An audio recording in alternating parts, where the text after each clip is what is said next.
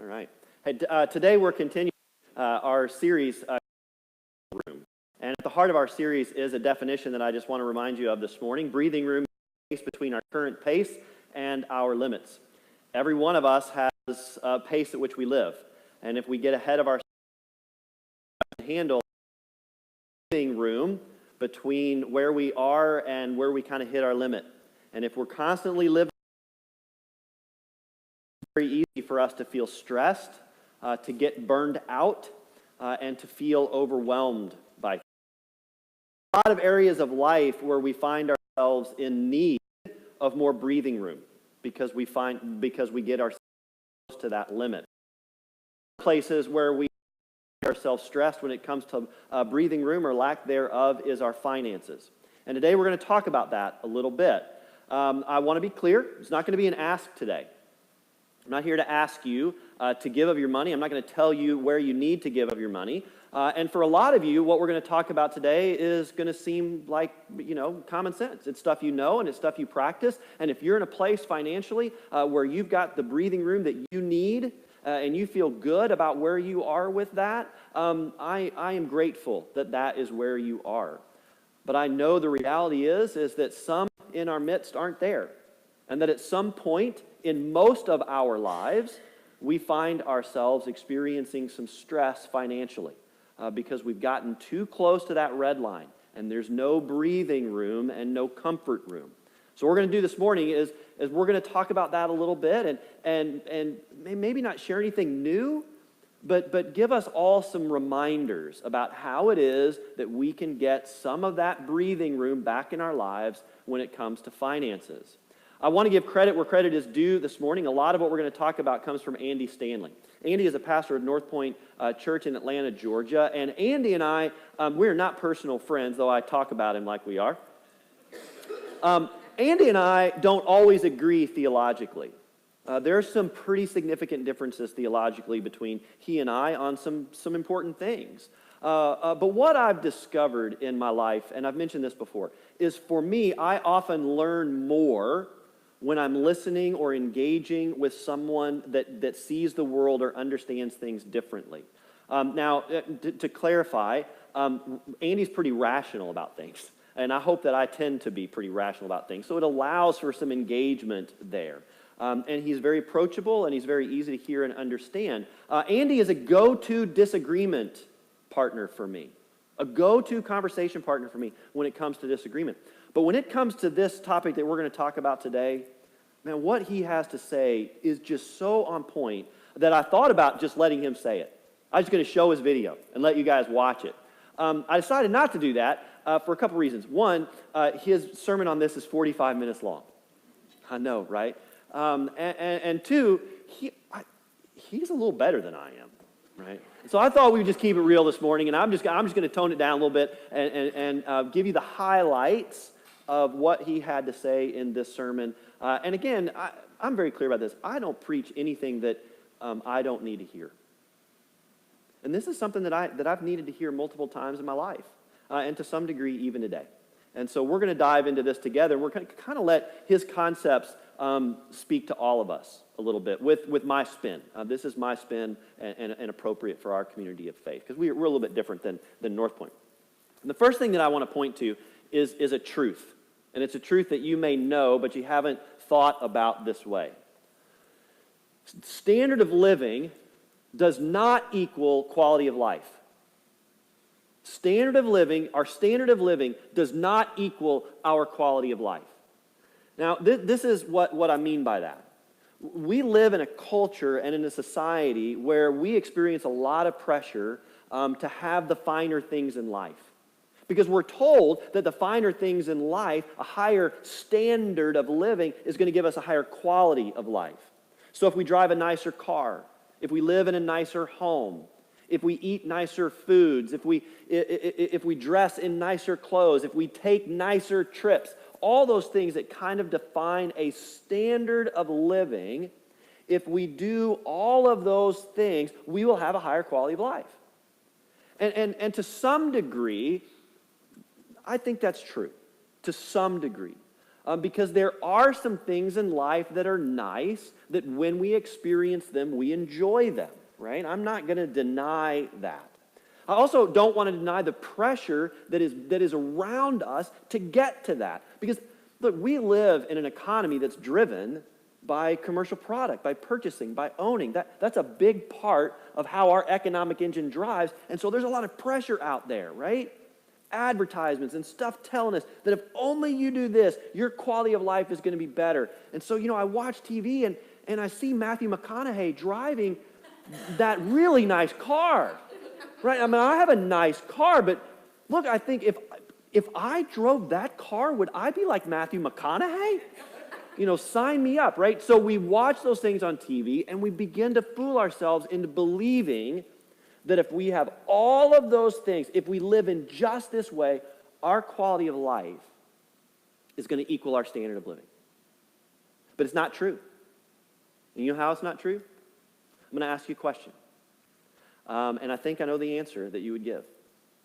Would you rather have the nicest cars in your garage, and that garage be attached to the nicest house you can imagine, but have a terrible relationship with your family members? Or would you rather have a great relationship with your family members and some old beaters in the garage and a very average house? Which one would you rather have? For most of us, we would trade old clunkers and a rundown house for high-quality relationships with our families in a heartbeat. Because we know that quality of life is about things that can't be purchased. It's about relationships and the gifts of relationships. And I don't care how nice your house is. If the family inside of it is broken, your quality of life is not where you want it to be. Friends, standard of living does not equal quality of life, no matter what the culture may tell us. These are two different things. And so in order for us to experience a higher quality of life, we've got to start recognizing some hard truths about finances and about what it means to live a life of quality. And here's the first one. Creating breathing room financially may lower our standard of living. We need some breathing room in our finances. But if we're going to have some breathing room in our finances, it may mean that we're going to spend less on the finer things of life. And so creating some breathing room in our finances may mean that we actually lower our standard of living.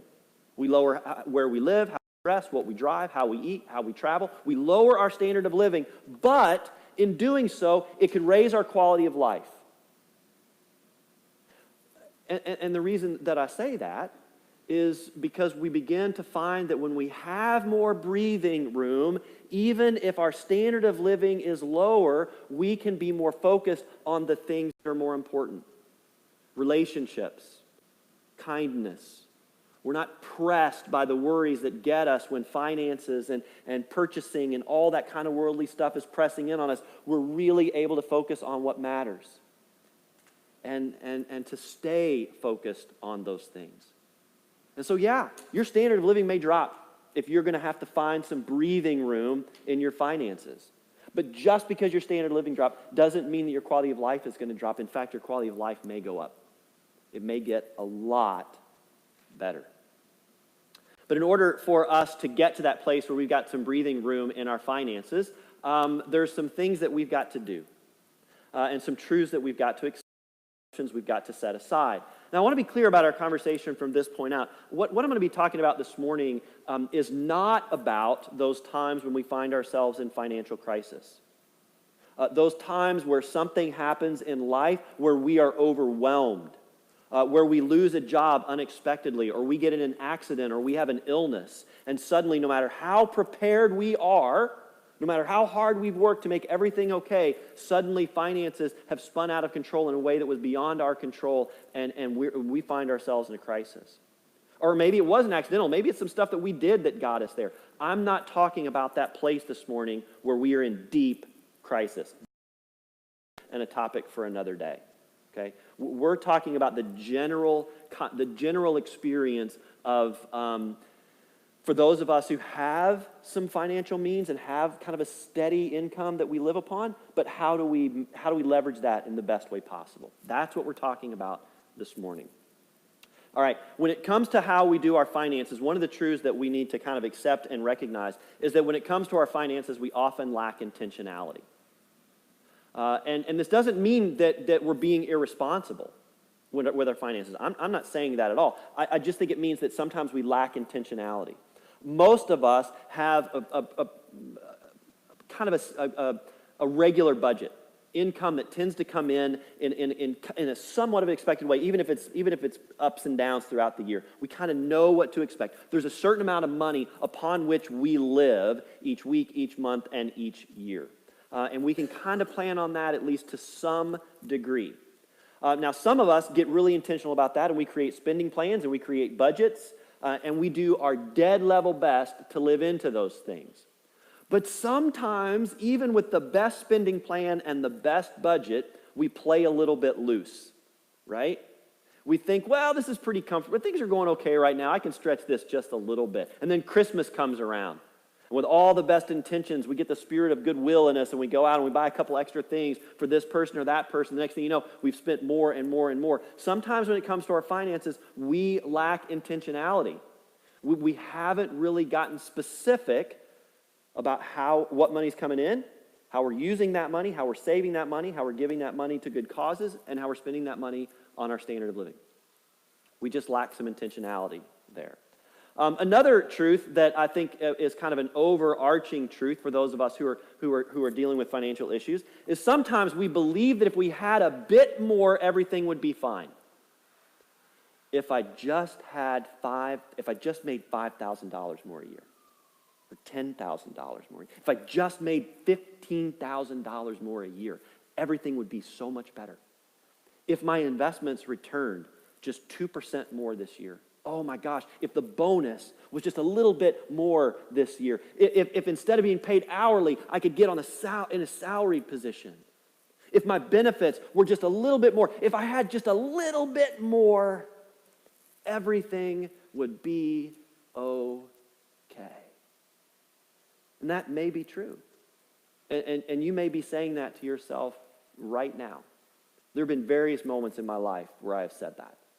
If we only had just a little bit more. But here's a truth that Andy points out that when I read it, I thought, oh, God, he's so right. He is so right. He is preaching the truth here. We felt the same way when we made a lot less. I remember at the very beginning of our relationship and our marriage as we were coming together into our financial adulthood and we were trying to figure it out. I mean, we were the typical we were struggling to make ends meet. I mean, we were in a very different place. We were like, wow, if we only made just a little bit more. And while there are days where we struggle now and try to figure it all out, when I look at where we are right now as a whole compared to where we were when we were starting our family and trying to figure out how to afford children and childcare and all that stuff, I can't tell you how many times I said, man, if we only just had a little bit more, we'd be okay. If I would have known where I would be today, I'd be like, I can't wait to get there, right? And so sometimes I think it's helpful to have perspective about where we've been. Where's the journey of our life been? And where are we now? And again, I know there's all kinds of variables that can be at play here, but the truth is this. If we believe that if we just had a little bit more, everything would be okay, you know what that says to me? That there's no breathing room. Because what we're saying is, if I could just have a little bit more, I could have a little bit less pressure. And if I had a little bit less pressure, I'd be a little bit more okay. And so when I hear myself saying, if I made just a little bit more, everything would be okay, what I hear myself saying is, Brian, there's not enough breathing room in your financial life. You're feeling stressed, and you got to figure something out. Here's a way of looking at it. On your left is, this is just a chart. On your left is money, on your right is time. I have assigned no values to the left or to the right. And the reason that I point that out is because of what I'm about to put up next. This is an estimation of income growth over our lifetime.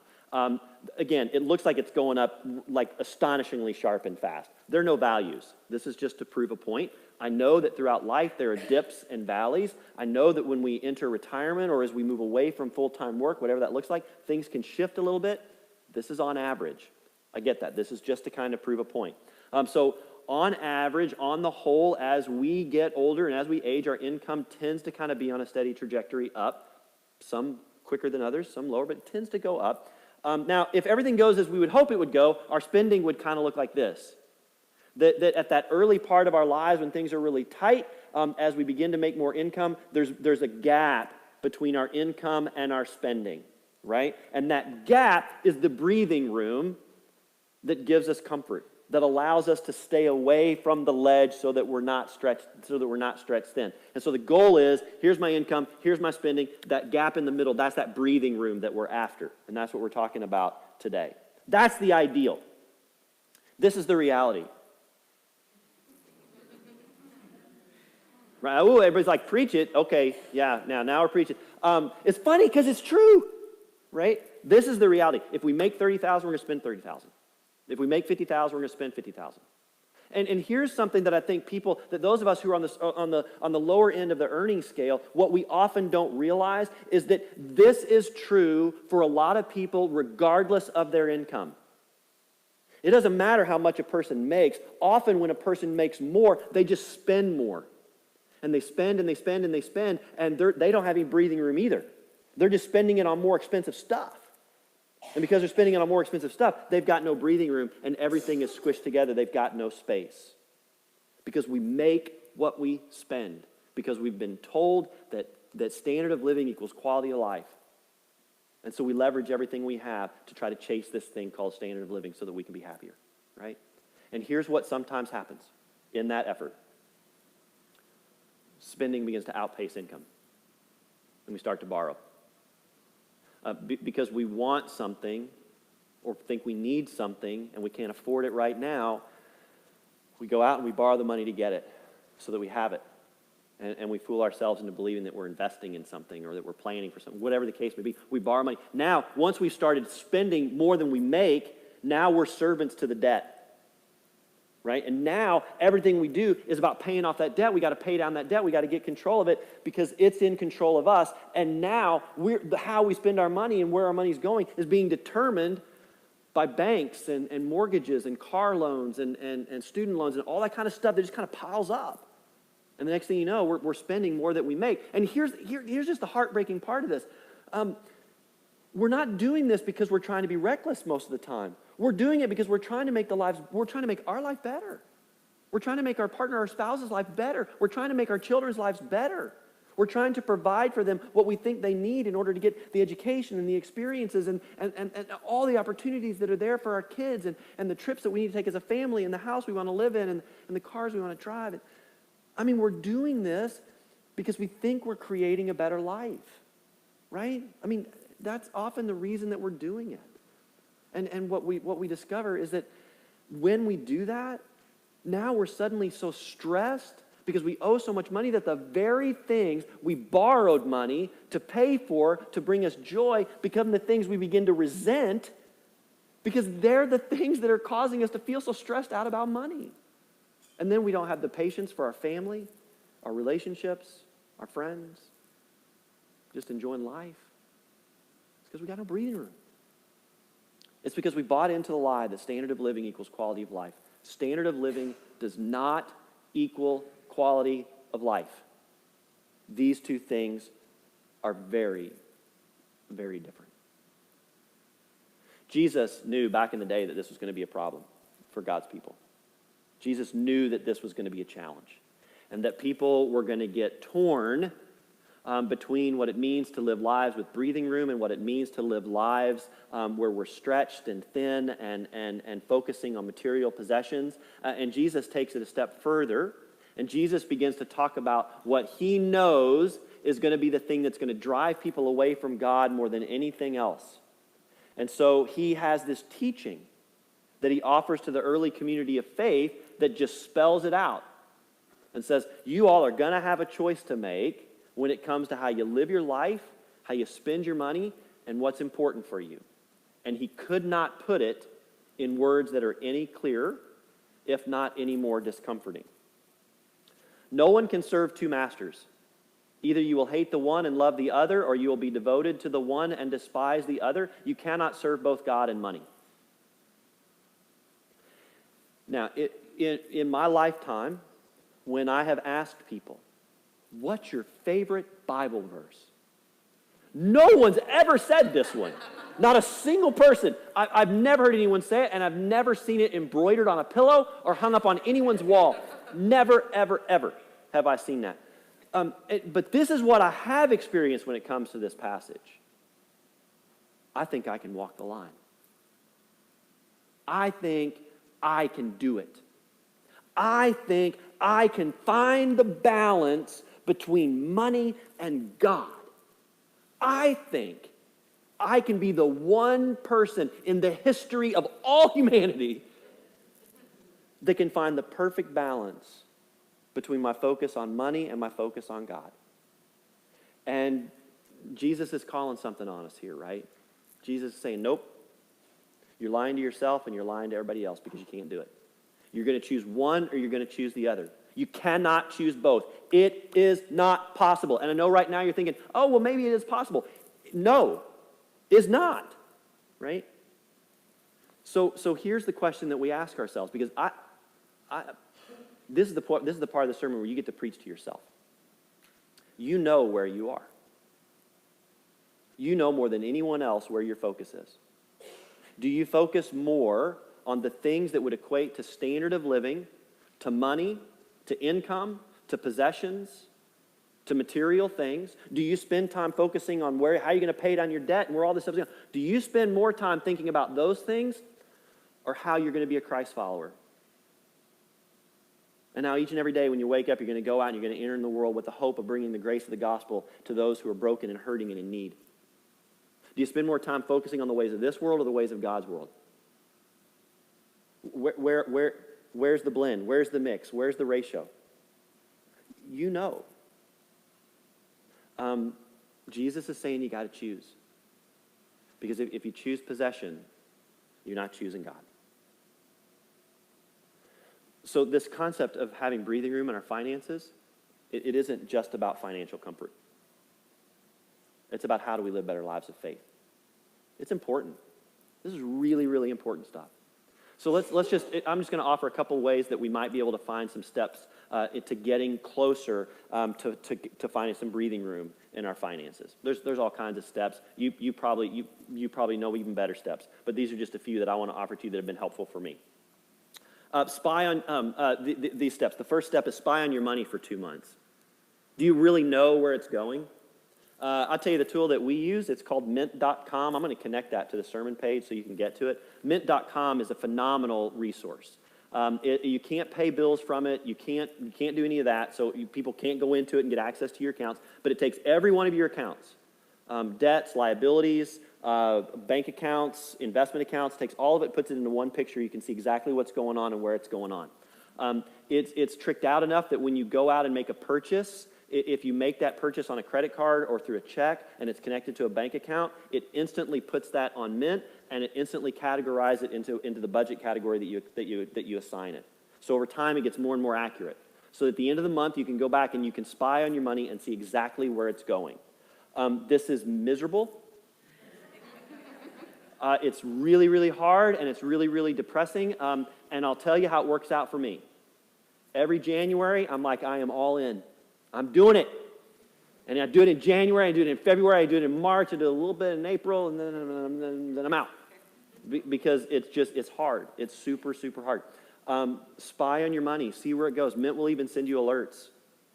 Hey, you spent a little extra on entertainment this month. You might want to check that. Because Mint knows my entertainment budget.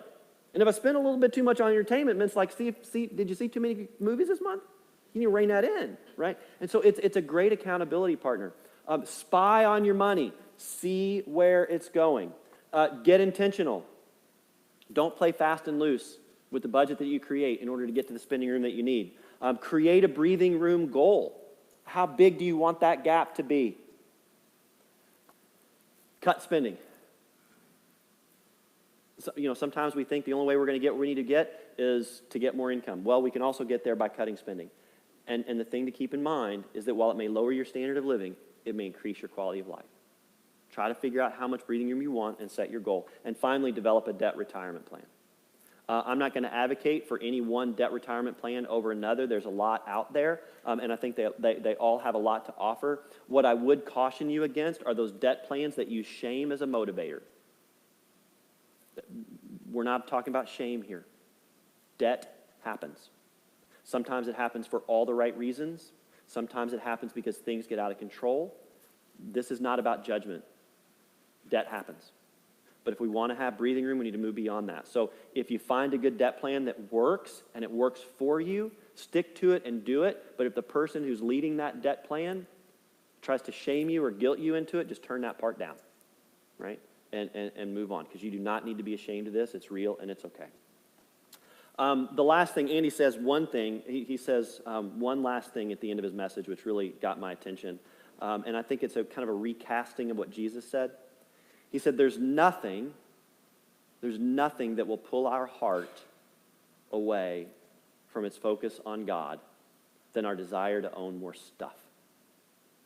It's just a modern recasting of that lesson that Jesus teaches us, that you can't choose both God and money. You've got to choose one or the other. And the more we get focused on things of this world, the less focused we are on God.